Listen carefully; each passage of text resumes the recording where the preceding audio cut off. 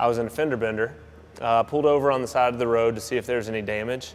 And while I was standing at the back of my car, another driver had a seizure, ran off the road, and crushed me between the two vehicles. So through that injury, I shattered my pelvis, had a compound fracture in my femur, tore 2 ligaments in my knee, and then had extensive soft tissue damage throughout the rest of my leg, which required skin grafting.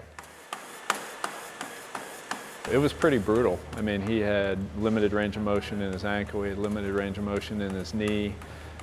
We had to do some very aggressive manual therapy to regain his motion so that he had the mobility to actually be able to start the process of just walking normally.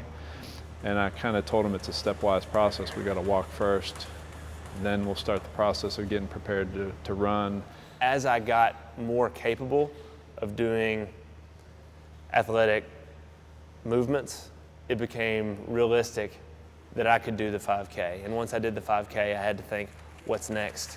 And then, then I had a marathon on my mind, and then I did a marathon and thought, well, if I can do a marathon, why not put a final episode to this and do the Ironman?